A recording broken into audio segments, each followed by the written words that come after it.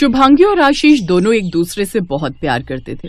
दोनों के रिलेशनशिप को 3 महीने हुए थे, पर इन 3 महीनों में दोनों एक दूसरे को बहुत चाहने लगे और दोनों ने डिसाइड किया कि जल्दी ही वो शादी कर लेंगे। आशीष ने अपने घर में बात कर ली थी और फिर एक दिन आशीष अपनी फैमिली के साथ शुभांगी के घर आया। आशीष की फैमिली को देखकर शुभांगी के मम्मी पापा थोड़े परेशान हो गए। शुभांगी की सहेली जिसकी शादी इसी साल हुई थी, वो भी इस मौके पर शुभांगी के घर आई हुई थी। मुझे नहीं लगता कि शुभांगी आशीष की फैमिली में समझौता रख पाएगी, क्योंकि जिस तरह से आशीष की बहनें हैं वो देखकर तो बिल्कुल नहीं लगता कि शुभांगी वहां खुश रहेगी। वैसे शुभांगी, तुझे पता था कि आशीष की 6 बहनें हैं? 3 शादीशुदा हैं पर 3 तो कुंवारी हैं और आशीष 6 बहनों का इकलौता भाई है। ज्यादा बात ही नहीं हो पाती थी। हाँ, पिछले दिनों आशीष ने मुझे बताया था कि उसके घर में उसकी मम्मी और बहनें हैं। वो सबसे छोटा है, अपनी बहनों का लाडला है। अब क्या करूं, मैंने ये सोचकर प्यार थोड़ी किया था कि उसकी बहनें भाई हैं या नहीं। मुझे तो आशीष के नेचर से प्यार हुआ था, उसकी सादगी से प्यार हुआ था। ये सब बातें तो बाद में सामने आती हैं ना। वो बात तो ठीक है, पर तू मुझे देख, मेरी 2 नंदे हैं और दोनों इतनी तेज हैं, हर समय आई रहती हैं। मेरी सासू माँ के कितने कान भरती हैं। तू तो जानती है मेरी अक्सर लड़ाई होती रहती है अपनी नंदों से। पर क्या करूं, मेरी तो शादी हो गई है, मुझे तो निभाना ही है। पर तेरे पास अभी भी समय है, तू तो ये शादी रोक सकती है। शादी के बाद पछताने से अच्छा है कि पहले ही संभल जाओ, पहले ही दूर हो जाओ। पता नहीं, मुझे भी घबराहट हो रही है। शादी होकर जाएगी, नंदों से भरा हुआ ससुराल होगा, सारा दिन रसोई में चूल्हा चौका ही करती रह जाएगी तू। रसोई में अभी शुभांगी की सहेली और बहन बातें कर ही रहे थे कि तभी माँ आ जाती है। शुभांगी बेटा, आशीष के मम्मी पापा और बहनें तुमसे मिलना चाहते हैं। एक काम करो, तुम चाय ले चलो। क्या हुआ, तेरा चेहरा क्यों उतरा हुआ है? माँ, आशीष की बहनें तो देखो, 1-2 नहीं, पूरी 6 बहनें हैं। मैं तो कहती हूँ कोई बहाना कर दो, शुभांगी परेशान हो जाएगी शादी के बाद। अभी इन सब बातों के बारे में बाद में बात करेंगे, अभी पहले शुभांगी को मेहमानों से मिलने तो दो। शुभांगी बेटा, तुम्हारा जो दिल कहता है तुम वही करना, ठीक है? चलो तुम चाय लेकर चलो, मैं दीपा और अंजलि के हाथ नाश्ते की ट्रे भिजवाती हूँ। शुभांगी के मन में शादी को लेकर कई सवाल उठने लगे थे। जो खुशी उसके चेहरे पर सुबह थी वो अब दिखाई नहीं दे रही थी। आशीष के परिवार वाले शादी के लिए हाँ करके चले गए। उन्हें शुभांगी बहुत पसंद आई थी, पर रात के समय जब आशीष शुभांगी को मोबाइल फोन पर कॉल करता है तो शुभांगी उसका फोन नहीं उठाती। आशीष शुभांगी को मैसेज कर रहा था, पर शुभांगी किसी भी मैसेज का जवाब नहीं दे रही थी। मैं क्या करूं, मुझे कुछ समझ नहीं आ रहा। आशीष मुझे लगातार फोन कर रहा है, मैसेज कर रहा है, पर मैं उसे क्या कहूं, कैसे कहूं, ये समझ नहीं आ रहा, पर मुझे बात तो करनी ही होगी। शुभांगी आशीष को फोन मिलाती है और उसे अपने दिल की बात कहती है। हेलो, क्या हुआ शुभांगी?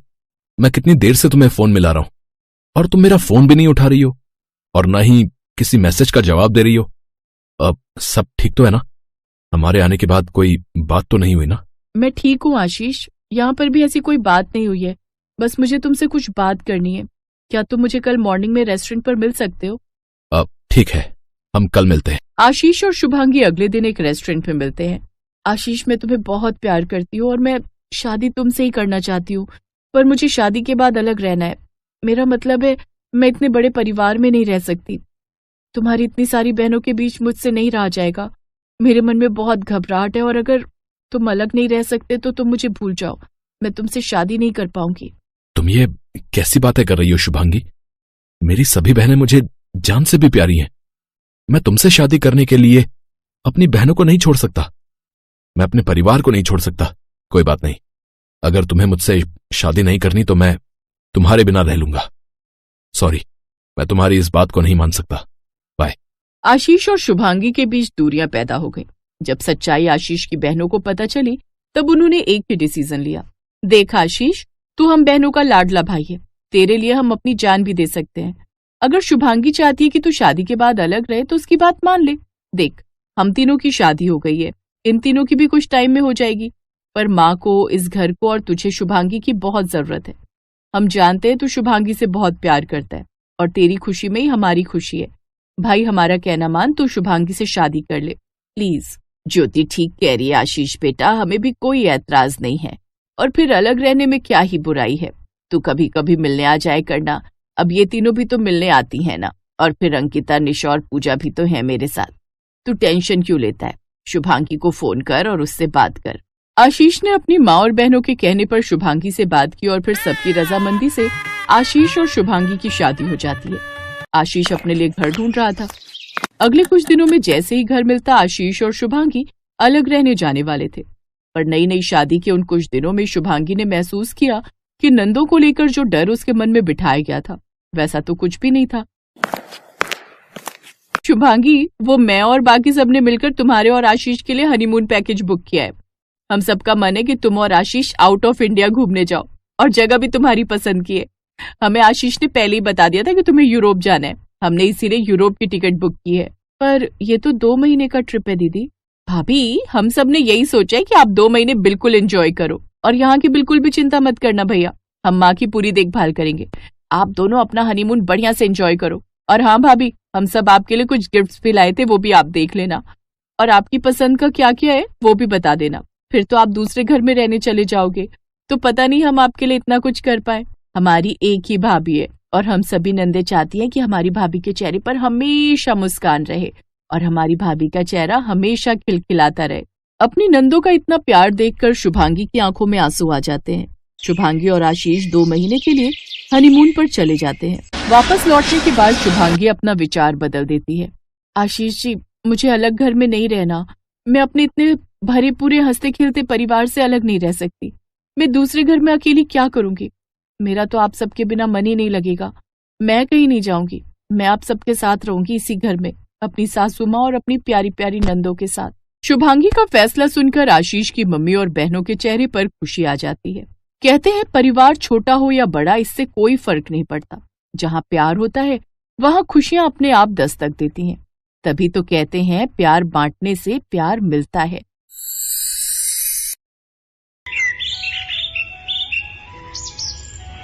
दो दिन बाद सोनिया की शादी थी, पर वो अपनी शादी को लेकर बहुत घबराई हुई थी। भाभी, मुझे तो बहुत घबराहट हो रही है। मैं शादी के बाद सब कुछ कैसे संभाल पाऊंगी? आपने तो यहाँ आकर सब कुछ मैनेज कर लिया। सोनिया, ऐसी कोई बात नहीं है, तुम भी अपने ससुराल में बहुत अच्छे से सब कुछ संभाल लोगी। मैं ये बात अच्छे से जानती हूँ, और फिर मैंने तो इसीलिए अच्छे से मैनेज कर लिया क्योंकि यहाँ पर तुम सब बहुत अच्छे हो, मुझे अच्छे से समझते हो। सबने मुझे बहुत सपोर्ट किया, और जहाँ तक मैं जानती हूँ तुम्हारे ससुराल में सब अच्छे ही होंगे। और आलोक जी का नेचर तो निकले तो फिर मुझे भी रोना आ जाएगा। अरे मेरी बिटिया, ये खुशी के आंसू हैं, मैं रो थोड़ी रही हूँ। देख, बिल्कुल भी नहीं रो रही। मेरी प्यारी ननद, अब तुम समय पर सो जाओ। सारे रिश्तेदार भी सो चुके हैं। एक ननद दोनों ही उसे ज्यादा पसंद नहीं करती थी। अगले दिन ही उसकी ननद दरवाजा बजा देती है।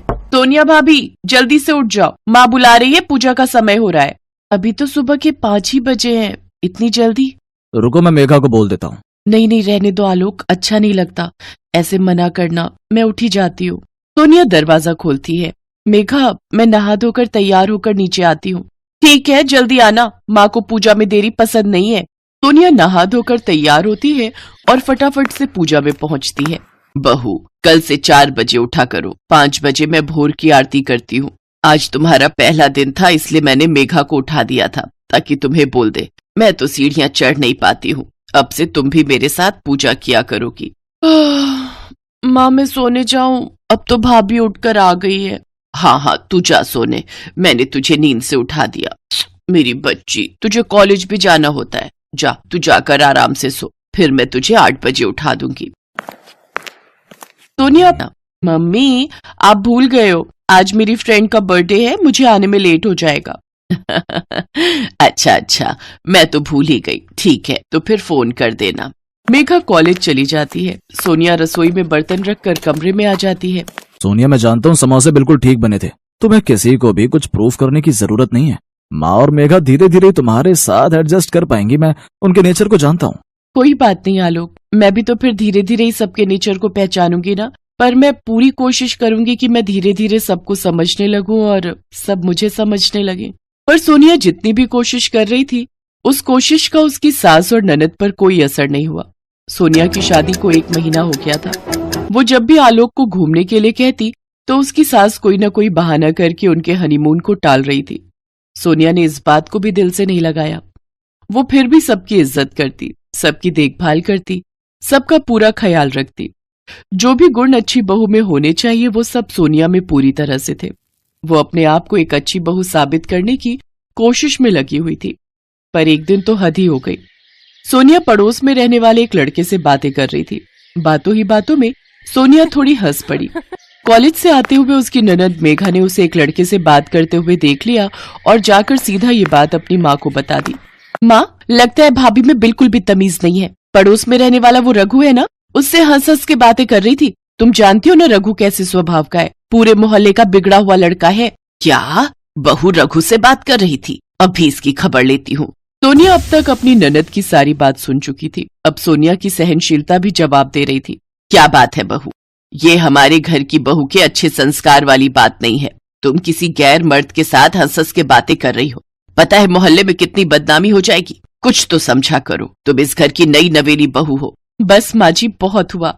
आप दोनों मेरा बहुत अपमान कर चुके हो। अरे वो पड़ोस में रहने वाला रघु, मैंने उससे बात क्या कर ली, आप तो मेरे ऊपर लांछन लगा रहे हो।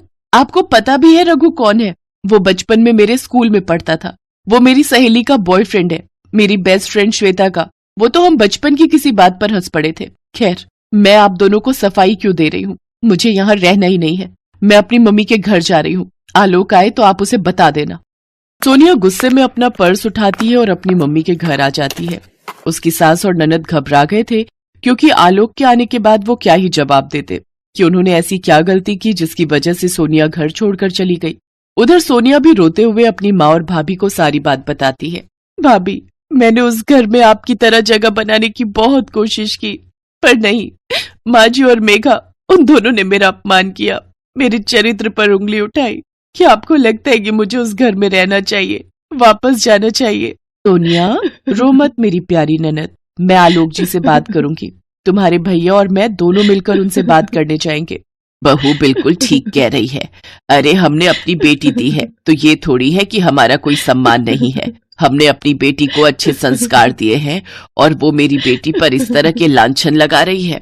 सोनिया, तुम्हें वहां जाने की कोई जरूरत नहीं है। अब पहले बात होगी तभी तुम वहां जाओगी। उधर आलोक भी अपनी माँ और बहन पर बहुत गुस्सा होता है। छात्र सर, मैंने होमवर्क नहीं किया क्योंकि मैं क्रिकेट खेल रहा था। नाय शिक्षक पृथ्वी गोल है, फिर मोहम्मद साहब क्यों खाते हैं सफात? छात्र शायद कति से मानते हैं। थाम तीसर पुस्तक का मतलब। छात्र जीवन का बोरिंग हिस्सा। ब्राय छात्र मैं स्कूल क्यों? मैं घर पर होमवर्क कर सकता हूँ। शिक्षक था कि तुम न बोलो कि तुम्हारा शिक्षक क्यों है। बा छात्र अगर नए लाथिक आम हैं और मैं बा मांगू क्या बसेगा? सर आपके बाद आम नहीं बसेंगे। उम्मीद है ये जोक्स आपको मजेदार लगे। सोचो सोनिया के दिल पर क्या बीतती होगी। वो बेचारी तो चुपचाप तुम सबसे थोड़ा प्यार पाने के लिए तरस रही है, पर तुम दोनों उससे बिल्कुल भी ठीक से बात नहीं करती हो। तू ठीक कह रहा है बेटा, हमसे बहुत बड़ी गलती हो गई। सॉरी भैया। माँ, हम दोनों को भाभी से माफी मांगनी चाहिए। चलो हम भाभी को लेकर आते हैं, हम उनसे माफी मांगेंगे। सोनिया की सास और ननद उसे लेने के लिए आती है और उससे माफी मांगती है। सबके कहने पर सोनिया उन्हें माफ कर देती है और खुशी खुशी इज्जत के साथ अपने ससुराल के लिए विदा होती है।